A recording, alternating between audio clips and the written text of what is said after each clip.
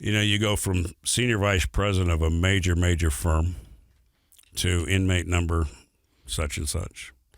I get out that day. My car is gone from the parking lot that I drove there. My parents picked me up. They throw you your wrinkled bag of clothes, put those on. It's humbling. And you walk out. Your house is sold. Your clothes are in black, hefty trash bags. That's basically all you have left from this whole mess.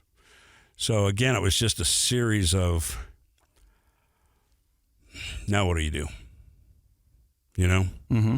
What's the next right thing?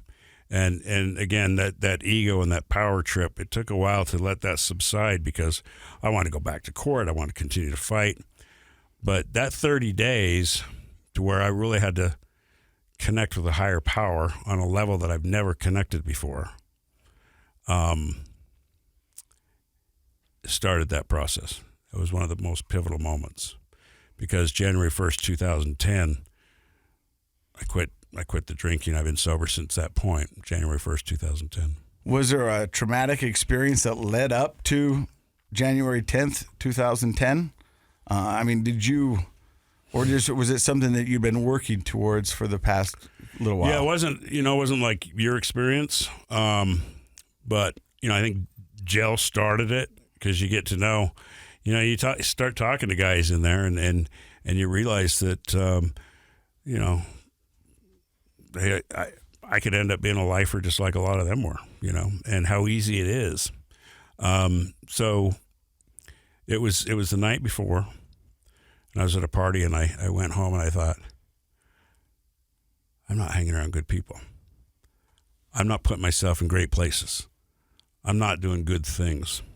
And I have to realign with my why.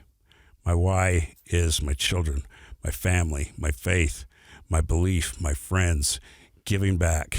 I do a lot of charity work. And when I lose myself in that is probably one of the most powerful things that I did for myself, and I believe anybody can do, because you shift into a different world of serving others. And you've mentioned this a couple of times, finding your why. And you're not the only guest who's sat in that seat and talked about that. But for those who are maybe just joining us, Dr. Matt, why is it important to define our why? Well, it's in the title of that book I gave you, Man's Search for Meaning.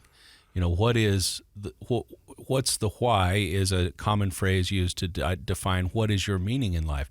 Why do you do what you do? Right. Is it chaos? Are you just trying to keep the plate spinning? Are you not thoughtful about why you're doing what you're doing? Is it self-serving? Are you your own why? Or have you found things of a higher nature to become your purpose and your meaning in life? And so I think that's what people mean when they say find your why, because it's like a compass, it's a direction, it's a purpose for living your life. The first thing you mentioned were your daughters. Well, that's a beautiful why, because if you keep something like your children in the forefront of your mind, that influences the types of decisions you make. If you think about service as a why, I'm here for other people, I do things to serve other people. Well, that's going to change the decisions you make on a day-to-day basis. If faith and belief in a higher power is part of your why, then that's certainly going to influence the daily decisions you make. So to me, that's what that means. Yeah, that's perfect. I mean, you're, and those blessings and that gravitate to that why. So whatever your alignment is, your choices, your behavior, your patterns, they start to make that shift. My why had shifted early on to, success, cars, the money, the ego, the just that lifestyle. And although I still love my family and everything, my why shifted to this. That was a whole different set of consequences that came from focusing on that.